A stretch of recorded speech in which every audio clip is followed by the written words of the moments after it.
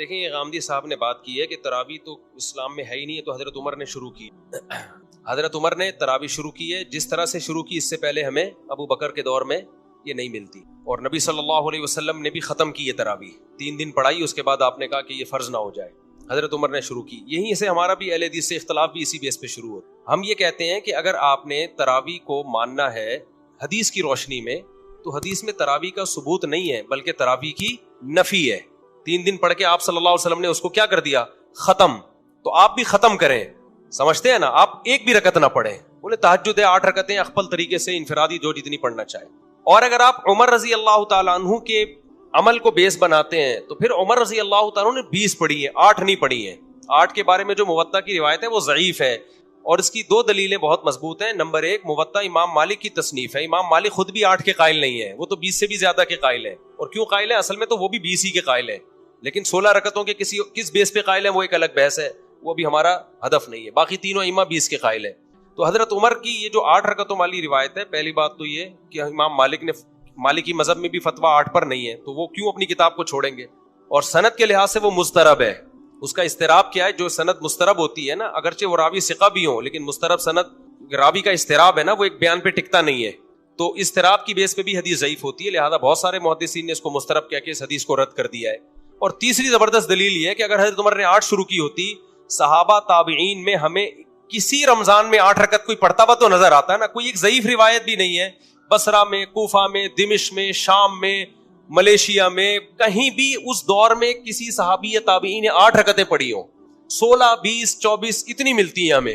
16 کم سے کم 16 ملتی ہیں، ورنہ زیادہ میجورٹی تو 20 پڑھتی ہے. وجہ کیا ہے؟ ان سب نے اس میں کس کو فالو کیا؟ جب تراویح انہوں نے حضرت عمر سے لی ہے تو رکعتیں بھی کس سے لی؟ حضرت عمر سے لی ہیں انہوں نے. تو امام شافعی جو انہوں نے کہا میں نے اہل مکہ کو 20 رکعتیں پڑھتے ہوئے پایا، امام ابو حنیفہ نے اہل کوفہ کو، جو صحابہ تابعین سے جو نمازیں منقول ہو کے آئی نا، صحابہ سے بھی ہمیں تابعین سے بھی یہی ملتی ہیں 20 رکعتیں. تو اس لیے ہمارا پہلا سوال تو اہل حدیث سے ہے کہ یہ کیا بات ہے؟ آپ بخاری کی 8 رکعتوں والی حدیث پیش کرتے ہو، نبی رمضان غیر رمضان میں 8 پڑھتے تھے. تو نبی کے عمل کو فالو کرنا ہے تو نبی نے تو 3 دن پڑھ کے کیا کر دیا؟ ختم کر دی نا. تو پھر ختم والی حدیث ابھی تو پیش کرو نا، پھر آپ کیوں پڑھ رہے ہو؟ اور اگر عمر کو لینا ہے تو پھر پوری بات عمر کی لو نا. جماعت بھی آپ نے عمر سے لی، تو رکعتیں بھی آپ کس سے لو؟ حضرت عمر سے لو. اب یہاں تک تو اہل حدیث کا جواب ہو گیا. اب ہمارا سوال جو غامدی صاحب کا سوال ہے کہ یہ تو نبی نے پڑھ کے چھوڑ دی تھی، نبی سے تو ثبوت ہی نہیں ہے، یہ تو حضرت عمر کے لہٰذا یہ سرے سے نماز ہے ہی نہیں. ہم کہتے ہیں آپ نبی کے عمل کو دلیل بنا رہے ہیں کہ نبی سے ثابت نہیں ہے، بلکہ نبی سے چھوڑنا ثابت ہے نا آپ صلی اللہ علیہ وسلم سے.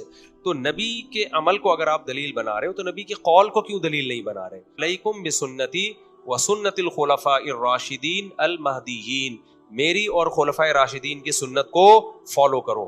تو یہ ہم عمر کو فالو کر رہے ہیں کس کے کہنے سے؟ نبی کے کہنے سے. ممکن ہے کچھ اسکالرز یہاں کے کہیں کہ اچھا حضرت عمر کا تو فلاں فیصلہ ہے، وہ فلاں فقیہ نے نہیں مانا، فلاں صحابی نے نہیں مانا، تو آپ ہر بات تو عمر کی ویسے بھی نہیں مانتے. کچھ مسائل ہوں گے نکالے جا سکتے ہیں. ہم کہہ رہے ہیں یہ وہ مسئلہ ہے، حضرت عمر کی اس بات کو تمام صحابہ نے مانا، عثمان نے، علی نے، عبداللہ بن مسعود نے، حضرت عائشہ نے. پوری دنیا میں مشرق مغرب شمال جنوب تراویح کا انعقاد کیا ہو گیا؟ شروع ہو گیا، اور تواتر کے ساتھ آج تک چلا آ رہا ہے. حتیٰ کہ حرمین میں پچھلے سال 10 رکعتیں ہوئی ہیں، اس سے پہلے 1400 سال میں کوئی نہیں دکھا سکتا 20 رکعت سے 1 رکعت کم ہوئی ہو. اب یا تو حضرت عمر نے کوئی نئی چیز گڑھی ہے، غلطی ہوئی ہے ان سے. غلطی ہوئی ہوتی صحابہ اسی وقت آپ کو ٹوک دیتے، نہیں ٹوکا. یہ اس کی علامت ہے کہ حضرت عمر نے بدعت کا آغاز نہیں کیا، بلکہ حضرت عمر نے پیغمبر کے عمل کو زندہ کیا ہے. جو عمل ختم ہو چکا تھا، بالکلیہ ختم نہیں ہوا تھا، جماعت کا عمل ختم ہو گیا تھا، اور جماعت کا عمل بھی بالکلیہ ختم نہیں ہوا تھا. ایک امام کے پیچھے نماز کا عمل ختم ہو گیا تھا. ہوا یہ ہے کہ نبی صلی اللہ علیہ وسلم نے جب 3 دن تراویح پڑھائی ہے نا، تو آپ صلی اللہ علیہ وسلم نے فرمایا کہ تم پہ فرض نہ ہو جائے، تو آپ نے خود آنا چھوڑ دیا. صحابہ سمجھ گئے کہ نبی چاہتے ہیں کہ یہ نماز ہم پڑھیں، لیکن فرضیت کے خوف سے آپ نے کیا کر دیا؟ ختم. لہذا صحابہ نے اس کو زندہ رکھا. مسجدوں میں صحابہ آتے، ابو بکر کے دور میں تراویح ہوتی تھی، عشاء کے بعد لوگ مختلف قاریوں کے پیچھے جماعت کی نماز سے قرآن سنتے تھے. ان کے پیچھے اتنی لمبی لمبی نمازیں ہوتی تھی کہ سحری کے وقت میں جا کے ختم ہوتی تھی، عشاء کے بعد شروع ہوتی تھی. حضرت عمر جب آئے، حضرت عمر نے دیکھا کہ انہوں نے فرمایا کہ تم نے تو قرآن کو ٹکڑے ٹکڑے بنا لیا ہے، ایک مسجد میں اتنی جماعتیں کیوں ہو رہی ہیں؟ حضرت عمر نے یہ نہیں کہا کہ تم نے یہ بدعت کہاں سے ایجاد کی. دیکھو رمضان کے علاوہ اگر یہ مسجد نبی میں عمل ہوتا، حضرت عمر اس کو باقی رکھتے؟ حضرت عمر کہتے بھائی نفل نماز ہے, انفرادی پڑھو نا, یہ اتنی جماعتیں کیوں ہو رہی ہیں؟ عشاء کی جماعت ہو گئی, اپنے اپنے گھروں میں جاؤ, تہجد پڑھنی ہے انفرادی پڑھو. حضرت عمر کو اس پہ اشکال نہیں تھا اتنی جماعتیں کیوں ہو رہی ہیں. سمجھتے ہو کہ نہیں سمجھتے؟ اس کا مطلب حضرت عمر جانتے تھے کہ رمضان میں نبی سے یہ سب کیا ہے, ثابت ہے. اور حضرت عمر یہ بھی جانتے تھے کہ یہ جو اہل حدیث حضرات حدیث پیش کرتے ہیں کہ نبی رمضان غیر رمضان میں 8 رکعت پڑھتے تھے, یہ اس موقع کی نہیں ہے, کیونکہ وہ انفرادی پڑھتے تھے, جماعت سے نہیں پڑھتے تھے. اگر وہ اس حدیث کو حضرت عمر فالو کرتے تو ان سے کہتے نبی نے 8 پڑھی ہیں, انفرادی پڑھی ہیں, تم بھی 8 پڑھو اور انفرادی پڑھو, انڈیویجولی پڑھو, جماعت کی تم کو اجازت نہیں ہے. حضرت عمر نے اس حدیث سے استدلال کیا جو نبی نے 3 دن پڑھی ہے, وہ والی نہیں تھی جو بخاری کی 8 رکعت. وہ کتنی رکعتیں تھی اس کے بارے میں ایک ضعیف روایت ہے 20 رکعتیں, لیکن حضرت عمر سے اس روایت کی تائید ہوتی ہے کہ وہ 20 ہی تھی. تو اب کیا ہے کہ حضرت عمر نے ان سب کو کہا کہ تم لوگ انفرادی طور پر نمازیں پڑھ رہے ہو, ایک امام کے پیچھے میں تمہیں جمع کروں گا. تو حضرت عمر نے کہا کہ مسجد میں امام کون ہوگا؟ ایک. وہ کتنی شروع کروائیں؟ ایک روایت میں 8 ہے, دوسری میں 20 ہے. 20 والی روایت کو صحابہ نے بھی لیا, چاروں اماموں نے بھی لیا. 8 رکعت والی روایت کو صدیوں تک کسی نے لفٹ نہیں کرائی, صدیوں تک. پوری روئے زمین پر نہیں ہوتی تھی, پوری. علامہ شامی نے 150-200 سال پہلے لکھے پوری روئے زمین پر 20 رکعت سے کم 1 رکعت بھی تراویح نہیں ہو رہی. اس کے بعد اہل حدیث نے کیا کہا, کتنی ہوتی ہیں؟ 8. ٹھیک ہے, کچھ علماء نے اس دور میں بھی کہا تھا کہ 8 ہوتی ہیں, لیکن ان کی بات کسی نے نہیں مانی, کیونکہ یہ بالکل شاذ قول تھا نا, اجماع امت کے خلاف قول تھا, تو اس کو رد کر دیا. علامہ ابن حمام ایک حنفی عالم گزرے, انہوں نے کہا کہ ثابت 8 ہے, پڑھ بھی سکتے ہو. انہی کے بیٹے نے جو علماء تھے انہوں نے نفی کی, بھائی یہ میرے ابا کا تفرد ہے, ٹھیک ہے نا, یہ ان کی اپنی رائے ہے, یہ قابل قبول رائے نہیں ہے. تو چند ایک ایسے گزرے. اب پریکٹیکلی اس کو علامہ نشا کشمیری نے لکھا کہ نبی سے کچھ ثابت نہیں, 8 ہے کہ 20 ہے. پھر آگے یہ بھی لکھا کہ دلائل کی روشنی میں 20 ہی ہیں, لیکن اہل حدیث علامہ نشا کشمیری کی بھی آدھی بات لیتے ہیں کہ دیکھو نبی سے کچھ بھی ثابت نہیں ہے. تو وہ علامہ نشا کشمیری کا مطلب یہ ہے کہ اجماع صحابہ اور تابعین اور ائمہ اربعہ کا بھی تو اجماع ہمارے لیے حیثیت رکھتا ہے نا, لیکن وہ ان کی وہ والی عبارت نکالتے ہیں. خود علامہ انور شاہ کشمیری بھی 20 رکعتیں ہی پڑھا کرتے تھے, آخر دم تک 20 ہی کا فتویٰ دیتے رہے ہیں. وہ سمجھتے ہو گے نہیں سمجھتے؟ تو اب جا کے اس کو, تو غامدی صاحب کو ہم یہ کہیں گے کہ بھئی حدیث میں آتا ہے میری اور خلفائے راشدین کی سنت کو لازم پکڑو. تو اگر حضرت عمر شروع نہ کراتے, ہم نہ کرتے, ہم کہتے وہ جو حدیث ہے نا نبی نے جو 3 دن بعد چھوڑ دی تھی, وہ چھوڑی اس لیے تھی تاکہ امت نہ پڑھے, لیکن صحابہ نے پڑھی, حضرت عمر نے کی اور کسی صحابی نے اعتراض نہیں کیا, تو اس کا مطلب ہمیں حدیث سمجھنے میں غلطی ہو رہی ہے. حدیث کا اصل مطلب یہ تھا, صحابہ کے عمل کو سامنے رکھ کے پتہ چلتا ہے کہ بھئی فرض نہ ہو جائے, مطلب سنت تو رہے, فرض نہ ہو جائے. تو صحابہ نے اس کی سنت کو کیا رکھا؟ باقی رکھا. حضرت عمر نے کہا کہ نبی کے دور میں تو ایک امام کے پیچھے پڑھی ہم نے, تو مسجد نبی میں بھی ایک ہی امام کے پیچھے ہم پڑھیں گے, الگ الگ مختلف ٹکڑوں میں امامت نہیں کی جائے گی. ایک مسجد میں ایک امام ہوگا. اس وقت سے لے کے مسجد نبوی میں پچھلے سال سے پچھلے سال تک ایک امام کے پیچھے 20 ہی پڑھی آ رہی ہیں, جب سے حضرت عمر نے شروع کرائی ہیں. ایک رمضان بھی ایسا نہیں آیا کہ 20 سے کم ہوئی ہو. اب جا کے حکومت سعودیہ نے اس کو چینج کر دیا, اور اب 20 کے بجائے کتنی ہو رہی ہیں؟ 10 سال. تو اب اہل حدیث حوالہ دیتے ہیں, دیکھو حرم والوں کو قرآن و سنت کو فالو کر رہے ہیں. ہم کہتے ہیں بھائی 1400 سال کا حرم وہ ہمارے لیے ایکسیپٹیبل ہے, آج کے حرم میں غلطی ہو سکتی, یا تو 1400 سال کو غلط بولو یا آج کو غلط بولو. سمجھتا نہیں ہے نا بات کو, جب نہیں پڑھے گا رات کو تو نہیں سمجھے گا بات کو. تو غامدی صاحب تو تراویح کی سیریز سے منکر ہے. اور کمال کی بات, ایک تراویح کے بارے میں ایک بڑی خاندانی بات میں اکثر یہ بھی کرتا ہوں, جس کو ہمارے جو اہل حدیث حضرات ہیں وہ بالکل ہی پی جاتے ہیں. بعض لوگ غلط جواب دیتے ہیں. اسلاف نے اس کو تراویح کا نام دیا ہے, میں نے نہیں دیا. مصنف ابن ابی شیبہ میں روایت ہے کہ جو رمضان میں جماعت کے ساتھ نماز پڑھی جاتی تھی, اسلاف نے اس کو نام کیا دیا؟ تراویح. تبھی تمام محدثین تراویح کا باب قائم کرتے ہیں, قیام اللیل میں بھی لاتے ہیں, تراویح میں بھی لاتے ہیں الگ سے. کیوں نام دیا؟ یہ بھی حدیثوں میں ہمیں ملتا ہے, مصنف ابن ابی شیبہ, مصنف عبدالرزاق میں, کہ وہ 4 رکعتوں کے بعد تھوڑا آرام کیا کرتے تھے, اسٹے کرتے تھے. اسلاف, علماء دیوبند یا بریلوی نہیں, یہ کون تھے؟ اسلاف. تو اہل حدیث اپنے آپ کو سلفی کہتے ہیں نا. تو اسلاف 4 رکعتوں کے بعد کیا کرتے تھے؟ تھوڑا ریسٹ, پھر 4 رکعتیں. تو 4 رکعتوں کو ترویحہ کہا گیا. کہ کیا کہا گیا؟ ترویحہ.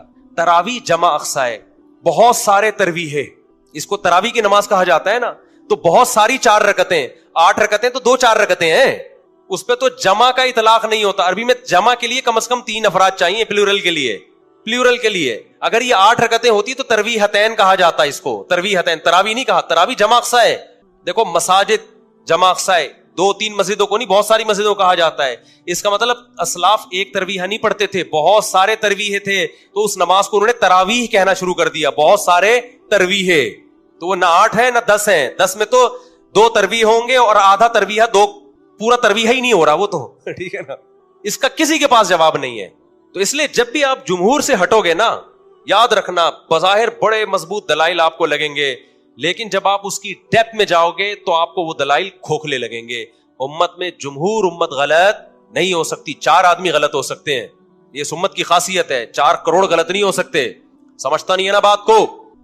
تو آمدی صاحب کے تو بہت سارے, ان کی تو اور بڑی چیزیں مارکیٹ میں لائے ہوئے. تو یہ تو رمضان کی رونق ہے یار, تراویح رمضان کی رونق ہے, اور یہ رمضان کے ساتھ خاص ہے. تہجد تو رمضان ہو غیر رمضان سب میں ہے. تبھی عید کا چاند نظر آتے ہی کوئی بندہ آئے دوبارہ تہجد پڑھنے کے لیے جماعت کے ساتھ, فوراً نکال دیں گے. اگر وہ دلیل بخاری میں آتا ہے نبی نے تہجد جماعت سے پڑھی ہے, فوراً کیا کہیں بھائی گھر میں پڑھیے 2-4 افراد کے ساتھ, یہ 8-10 افراد نہیں ہیں اپنے, نکلو بدلی گلی سے. تراویح گئی تو یہ تہجد نہیں ہے, یہ وہ نماز ہے جو رمضان کے ساتھ کیا ہے, خاص ہے. اس لیے اس کو نام الگ دیا ہے, اور میں نے علماء دیوبند نے یا بریلویوں نے نہیں دیا, یہ حنفیوں شافیوں نہیں, اسلاف نے نام دیا اس کو. یہ نام نبی کے دور میں نہیں تھا, نماز تھی الگ سے اسپیسیفک, جس کو حضرت عمر نے ایک منظم شکل دی. بعض لوگ یہ بھی کہتے ہیں کہ حضرت عمر خود تو نہیں پڑھتے تھے تراویح مسجد میں. حدیث میں آتا ہے حضرت عمر مسجد میں نکلے اور بڑی خوشی کا اظہار کیا, فرمایا واللتی تنامون عنہا افضل مما تقومون, بس دیکھا چلے گئے, اور فرمایا کہ جس نماز سے تم غافل ہو وہ اس سے افضل ہے جسے تم پڑھ رہے ہو. تو ہم کہتے ہیں کہ حضرت عمر خود حافظ قرآن تھے. یہ بھی اجماع ہے کہ جو حافظ قرآن خود قرآن دہرا سکتا ہے اس کے لیے افضل یہی ہے کہ وہ حافظ کے پیچھے پڑھنے کے بجائے اپنی الگ سے نماز پڑھے. اسی پہ حضرت عمر تو حافظ تھے, ان کے لیے تو افضل یہ تھا کہ اپنے گھر میں الگ پڑھے وہ, یا الگ جماعت کرائیں اپنے گھر میں. تو ہم تو غیر حافظوں کو کہہ رہے ہیں کہ مسجد میں تمہیں حافظ نہیں ہو تو حافظوں کے پیچھے پڑھ لو. آپ نے حافظوں کو بھی غائب کر دیا اور بالکل ہی آپ نے انکار ہی کر دیا اس کا. دوسری بات یہ کہ اسی حدیث سے پتہ چلتا ہے کہ تہجد الگ ہے, تراویح الگ ہے. تبھی حضرت عمر نے کیا فرمایا, واللتی تنامون عنہا افضل مما تقومون, جس نماز سے تم غافل ہو, جو نماز تم پڑھ رہے ہو تو جس سے تم غافل ہو وہ اس سے بھی زیادہ افضل ہے. کیا مطلب تہجد اس سے بھی زیادہ افضل ہے. اس کا مطلب عمر تہجد کو تراویح سے کیا کر رہے ہیں, بولو نا, الگ کر رہے ہیں, اور یہ کہتے ہیں کہ تہجد تراویح ایک ہی ہے. تو اس حدیث سے تو پتہ چل رہا ہے کہ تہجد الگ ہے, تراویح الگ. اب یہاں ایک سوال پیدا ہوتا ہے, اتنا تو پتہ چل گیا کہ تہجد افضل ہے, تراویح کیا ہے, بولو کم افضل ہے. تو خوب سمجھ لیں, بعض دفعہ ایک چیز کم افضل ہوتی ہے لیکن اس کی تاکید زیادہ ہوتی ہے. بعض دفعہ ایک چیز افضل ہوتی ہے لیکن اس کی تاکید کیا ہوتی ہے, کم ہوتی ہے. جیسے آپ فجر کی 2 سنتیں پڑھتے ہیں, فجر سے پہلے 2 سنتیں, تاکید اس کی زیادہ ہے, ثواب تہجد کا زیادہ ہے.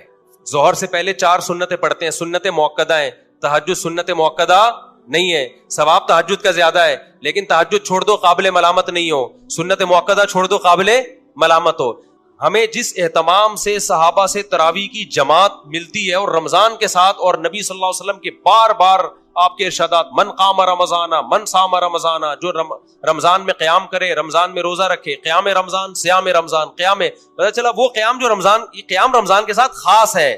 تو صحابہ نے اس کو تراویح ہی کو قرار دیا ہے, اس لیے علماء کہتے ہیں سنت موقدہ ہے. تو اصل فضیلت تہجد کی ہے, لیکن تراویح سنت موقدہ ہونے میں اس کی فضیلت کیا ہے, تہجد سے زیادہ. اس کو جزوی فضیلت کہتے ہیں, ایک خاص چیز میں تراویح کی فضیلت زیادہ ہو گئی ہے.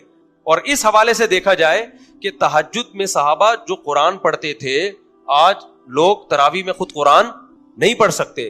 قرآن کے سننے اور خاتمے کے اعتبار سے بھی, قرآن کے ختم قرآن کے اعتبار سے بھی تراویح کی فضیلت تہجد سے کیا ہے, زیادہ ہے. کیونکہ اکثر لوگ حافظ نہیں ہیں, وہ تہجد میں قرآن تھوڑی ختم کر پاتے ہیں, سمجھتا نہیں ہے نا کیا.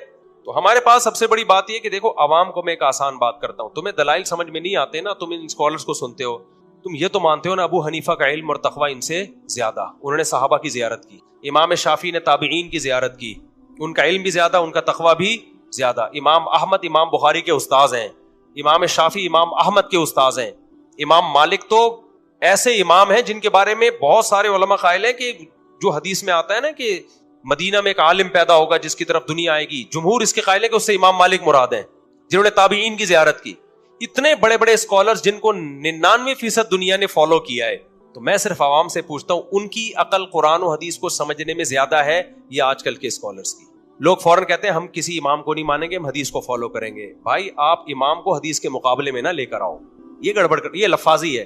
ہم کہتے ہیں حدیث کی ایک ایکسپلینیشن ہے, ایک ایکسپلینیشن غامدی صاحب کر رہے ہیں, ایک فلاں پروفیسر کر رہا ہے, ایک فلاں شخص کر رہا ہے, ایک فلاں مولانا کر رہا ہے, اور ایک ایکسپلینیشن ہے جو چاروں اماموں نے کی ہے بالاتفاق. تو ہم اس عوام کو کہیں گے اس ایکسپلینیشن کو مانو جو چاروں امام کر رہے ہیں. ان کے فالوورز بھی زیادہ, اور اس دور میں فالو کیا جب علم کا دنیا میں غلبہ تھا. آج کل کے اسکالرز کو فالو نہ کرو. عبداللہ بن مسعود کہتے ہیں من کان منکم مستنن فلیستن بمن قد مات فإن الحی لا یؤمن علیہ الفتنہ, کہ جو جس نے فالو کرنا ہے نا پہلے گزرے ہوئے لوگوں کو فالو کرے, وہ آج کل کے اسکالرز کو فالو نہ کرے. یہ عبداللہ بن مسعود کا قول ہے, کیونکہ آج کل کے لوگوں کے بارے میں فتنے کا خوف زیادہ ہے, ان کے بارے میں زیادہ ہے کہ وہ کسی فتنے میں مبتلا ہوں گے. تو عبداللہ بن مسعود اپنے بارے میں کہہ رہے ہیں, تو آپ آج کل کے دور کے اسکالرز کو کیسے ان پر یعنی ان کے برابر لا سکتے ہو؟ سمجھتا ہے کہ نہیں سمجھتا ہے؟ تو آپ کہہ سکتے ہو پھر ہم چاروں اماموں کو کیوں فالو کریں, ہم ان سے بھی پہلے لوگوں کو فالو کریں. ان چاروں اماموں نے اپنے سے پہلے لوگوں ہی کو فالو کر کے فقہ کو مرتب کیا, کوئی نئی چیز مارکیٹ میں یہ لوگ نہیں لے کر آئے ہیں. ان چاروں نے عبداللہ بن مسعود کے اس قول پر عمل کیا ہے, سمجھ رہے ہو, یعنی انہوں نے مرتب کیا ہے فقہ کو. یہ بات 20 دفعہ بتائی جا چکی ہے, کھوپڑی شریف میں آتی نہیں. آپ اگر اسلام پہ باقی رہنا چاہتے ہو نا, آپ کے پاس ان چار اماموں کے علاوہ کوئی راستہ نہیں ہے, ورنہ ایک ایسی جنگل ہے نا, ہر آدمی ہر اسکالر قرآن و سنت کے نام پہ کوئی گدھے کو حلال کرے گا, کوئی کتے کو حلال کرے گا, کوئی جناب آگے جا کے 3 طلاقوں کو ایک کہے گا, کوئی کہے گا 3 ایک بھی نہیں ہوتی, کوئی کہے گا طلاق سرے سے ہے ہی نہیں, کوئی کہے گا خلا کا عورت کو ہر وقت اختیار ہے, جیسے مرد دے سکتا ہے عورت بھی دے سکتی ہے, کوئی کہے گا یتیم پوتے کی بھی اسلام میں میراث ہے. ہوا ہے نا ایوب خان کے دور میں مذہبی اسکالر آئے تھے, انہوں نے کہا کہ بیٹا مر گیا, آپ کا سگا بیٹا موجود ہے, تو وہ جو پوتا ہے اس کو بھی وراثت ملے گی. تو بہت کچھ اجماع کے خلاف. پھر کچھ اسکالر ایسے بھی آئیں گے جو کہیں گے عورت صفا مروا میں دوڑے گی. ناصر البانی نے فتویٰ دیا کہ عورت دوڑے گی صفا مروا میں, انہوں نے کہا حدیث دکھاؤ کہ کہاں ہے لکھا ہے کہ نہیں دوڑے گی. ہم کہتے ہیں چاروں اماموں کا فیصلہ نہیں دوڑے گی, امت اسی پہ آ رہی, کہہ رہے ہیں بھائی 4 امام کیا ہوتے ہیں, حدیث دکھاؤ. تو چاروں اماموں نے دیکھا اجماع ہے کہ عورت, کسی کو بھی دیکھا صحابہ تابعین میں کوئی نہیں دوڑ رہی, انہوں نے فتویٰ دے دیا نہیں دوڑے گی, چاہے کوئی حدیث نہیں بھی ہو. انہوں نے کہا یہ اجماع کافی ہے. البانی رحمہ اللہ نے کیا کہا, بھائی حدیث تو نہیں ہے, تو ان کا فتویٰ ہے باقاعدہ کہ عورت کیا کرے گی صفا مروا میں دوڑے گی. تو یہ سب چینج ہوگا آہستہ آہستہ. تو امت کو تباہی سے بچانے کا آپ کے پاس ایک ہی راستہ ہے, وہ بھائی صدیوں سے جو فقہ قانونی شکل میں مرتب ہو گیا نا, اسی پہ رہنا ہے. دائیں بائیں گئے تو بے لگام اونٹ. ایک نے, میں نے ڈاکٹر اسرار رحمہ اللہ کی فضیلت پہ بھی بیان کیا نا, تو میں نے کہا ڈاکٹر اسرار کا ایک اچھا کارنامہ تھا, ایک نیا فقہی مسلک نہیں نکالا انہوں نے, انہی فقہا کے پابند رہے جو پہلے چلے آ رہے ہیں. کسی نے لکھا کہ جب تک یہ مولوی لوگوں کو فقہی پابندیوں سے نہیں نکالیں گے نا, مسلمان قوم ترقی نہیں کرے گی. بعض لیبل بڑے اچھے ہوتے ہیں, یعنی فقہی پابندیوں سے نکال کے قرآن و سنت میں نہیں لائے گی, ڈائریکٹ لیبل اچھا ہے, لیکن اس کا اصل میں مطلب پتہ ہے کہ اس کو یوں کہنا چاہیے, جب تک مولوی لوگ لوگوں کو بے لگام اونٹ کی طرح نہیں بنائیں گے نا کہ جو چاہے قرآن و حدیث کی اپنی طرف سے جو چاہے تشریح کرے, جب تک امت ایسی بے لگام اونٹ نہیں بنے گی اس وقت تک ہم ترقی نہیں کریں گے. تو آپ بے لگام اونٹ بنا رہے ہو لوگوں کو, جو اٹھتا ہے قرآن و سنت کے نام پہ کوئی بھی مارکیٹ میں فتویٰ لے آتا ہے, اسے کہا جائے کوئی ریفرنس دو کس فقی کا یہ فتویٰ, کہہ رہے ہیں فقہ شکا کو نہیں ہم مانتے, فقہ شکا کو نہیں, ہم فقہ کو نہیں مانتے. اس کا مطلب سارے گھاس کھا رہے تھے, اب آپ مارکیٹ میں آئے ہیں. تو ایسا نہیں ہوتا میرے بھائی, یہ امت گمراہی پہ حدیث میں آتا ہے جمع نہیں ہوتی, اور ایک دفعہ نہیں صدیوں تک گمراہی پہ جمع ہو گئی. میری کھوپڑی اس بات کو کائنڈلی نہیں مانتی.